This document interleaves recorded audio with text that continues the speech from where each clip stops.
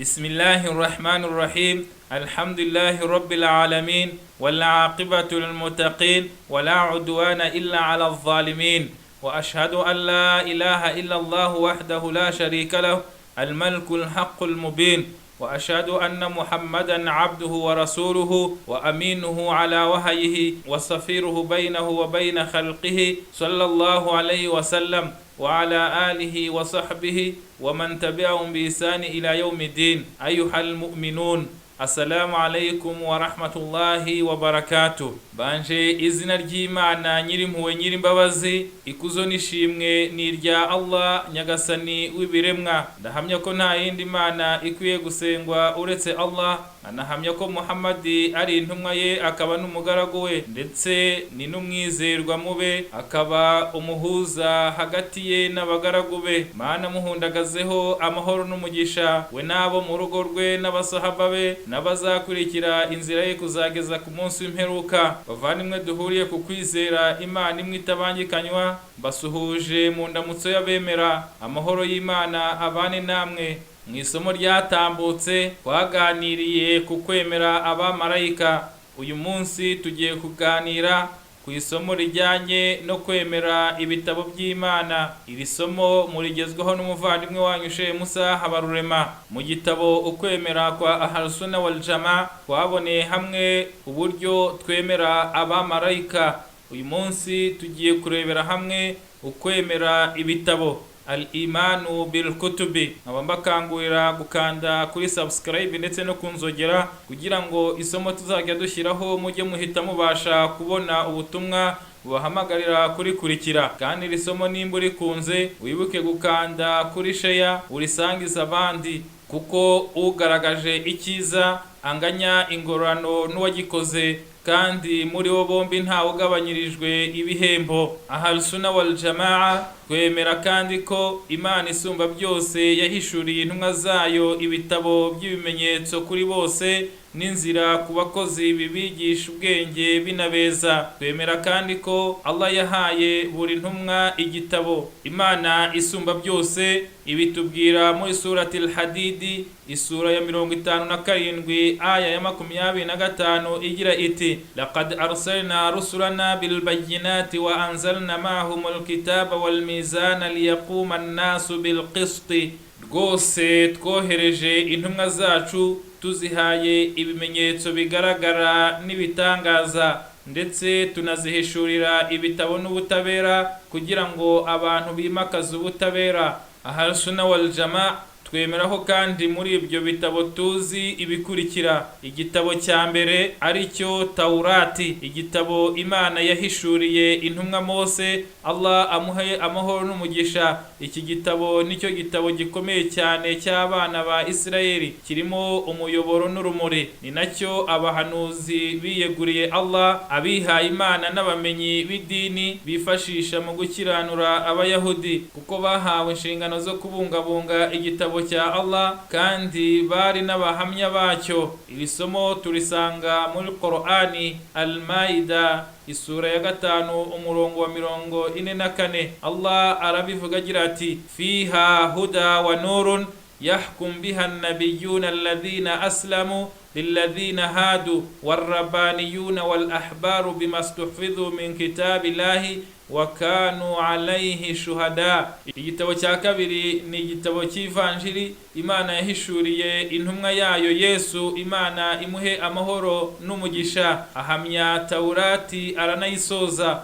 Imana irabitubwira igira iti: wa atainahu al-injila fihi hudan wa nurun wa musaddiqan lima bayna yadayhi min at-taurati wa huda wa maw'idatan lilmuttaqina. Tunamuha ivanjiri irimo umuyoboro n'urumuri ishimangira ibyo muri Taurati yahishuwe mbere yayo, ikaba umuyoboro n'inyigisho kubatinya Allah. Iri somo riboneka muri Qur'ani suratu Al-Maida, isura ya 5 umurongo wa 46. Imana ikomeza ivuga iti: wal uhilla lakum ba'd alladhi hurrima alaykum, no kugira ngo mbazirurire bimwe mu byo mwari mwaraziririjwe. Iri somo turisanga muri Qur'ani suratu Al-Imran, isura ya gatatu umurongo wa 50. Igitabo cya gatatu mu bitabo byahishuwe tuzi ni igitabo cya Zaburi, ni igitabo cyahishuriwe intumwa y'Imana Dawudi, Imana imuhe amahoro n'umugisha. Igitabo cya kane ni igitabo cya Sohofi cyahishuriwe intumwa z'Imana arizo Ibrahimu na Musa, Imana ibahe amahoro n'umugisha. Igitabo cya gatanu cyasozeje ibindi bitabo kikaba ari igitabo gitagatifu cya Qur'ani, Imana yahishuriye intumwa Muhammadi, Imana imuhe amahoro n'umugisha, wasozereje abahanuzi. Imana iratubwira iti huda linnasi wa bayyinati minal huda wal furqani. Qur'ani ni umuyoboro ku bantu n'ibimenyetso bigaragara by'umuyoboro wa Allah binatandukanya ukuri n'ikinyoma. Iri somo turisanga muri Qur'ani Al-Baqara isura ya kabiri umurongo w'185, ndetse Imana iravuga iti musaddiqan lima bayna yadayhi min alkitabi wa muhaiminan alayhi. Iki gitabo cya Qur'ani ntagatifu gishimangira ibitabo byakibanjirije kandi kirabihatse. Imana yagisimbuje ibitabo byose byahishuwe mbere yacyo, kandi itanga isezerano ryo kukirinda abagihohotera n'abarwayi bahindagura inyandiko. Imana ibishimangira muri surati Al-Hijri isura ya 15 muri Qur'ani umurongo wa 9 igira iti inna nahnu nazzalna dhikra wa inna lahu lahafidhuna. Imana iti mu by'ukuri nitwe twahishuye urwibutso Qur'ani kandi rwose ni natwe tuzarurinda. Iki gitabo cya Qur'ani ntagatifu kizagumya ari ikimenyetso ku biremwa byose kuzageza ku munsi w'izuka. Naho ibitabo byahishuwe mbere ya Qur'ani ntagatifu igihe cyabyo cyagiye kirangirana n'ibindi byagiye bihishurwa nyuma yabyo, bikagaragaza ibyagiye bihindagurwa muri byo. Niyo mpamvu bitabaye ibiziranenge. Kubw'iryo hindagurwa rishingiye ku ibura rya zimwe mu nyandiko muri byo no kongerwa ibitarimo muri byo. Imana irabivuga muri Qur'ani isura ya 4 suratun Nisa'i umurongo wa 46 igira iti minal ladhina hadu yuharrifuna al-kalma an mawadhi'ihi. Mu bayahudi harimo abahindura amagambo ya Allah bayakura mu myanya yayo. Ndetse Qur'ani ikomeza igira iti fawailu lilladhina yaktubuna al-kitaba biaydihim thumma yaquluna hadha min 'indillahi liyashtaru bihi thamanan qalila fawailul lahum mimma katabat aydihim wa wailul lahum mimma yaksibun. Imana iti bazabona kaga ba bandi biyandikira igitabo n'amaboko yabo nyuma bakavuga bati iki giturutse kwa Allah, bagamije kukigurana ikiguzi gito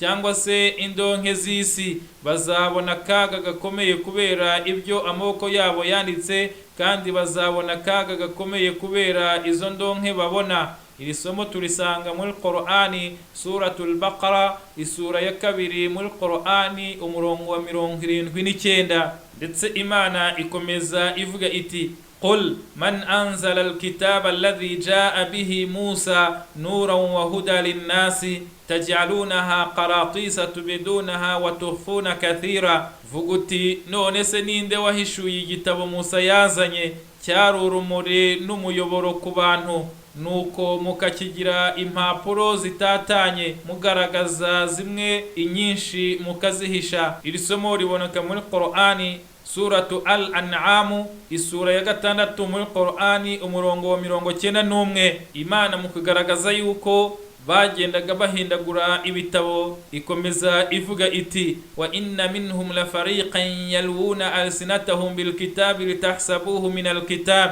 wama huwa min al kitab ويقولون هو من عند الله وما هو من عند الله ويقولون على الله الكذب وهم يعلمون ما كان البشر أن يؤتيه الله الكتاب والحكم والنبوة ثم يقول للناس كونوا عبادا لي من دون الله. Imana ivuga iti mu by'ukuri no muri bo hari abagoreka indimi zabo iyo basoma igitabo Taurati kugira ngo mukeke ko biri mu gitabo kandi bitari mu gitabo, bakavuga bati ibyo ni ibyaturutse kwa Allah kandi bitaraturutse kwa Allah, bakanahimbira Allah ikinyoma kandi babizi. Ntibaho ko umuntu Allah yahaye igitabo gukiranura abantu ndetse akanamuha n'ubuhanuzi, maze narangiza abwira abantu ati nimube abagaragu banjye aho kuba aba Allah. Iri somo turisanga muri Qur'ani suratu Al-Imran isura ya 3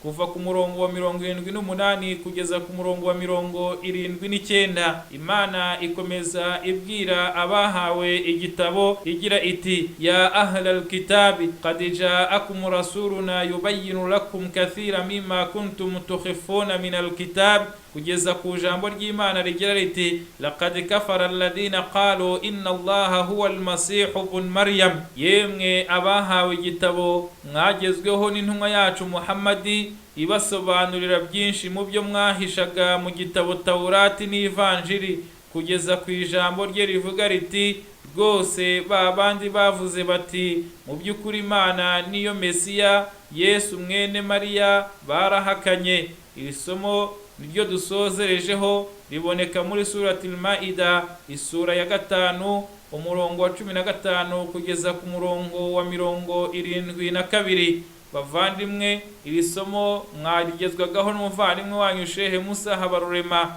Nkaba mbakangurira gukanda kuri share, subscribe no kunzogera kugira ngo mujye muhita mubona ubutumwa bubakangurira gukurikira iri somo tukimara kurishyiraho. Nimba kandi iri somo rikunze, gerageza kurigeza ku bandi, kubera yuko ugaragaje icyiza anganya ingororano n'uwagikoze, bombi ntawe ugabanyirijwe icyiza. Amahoro y'Imana abane namwe, tuzakomeza ubutaha.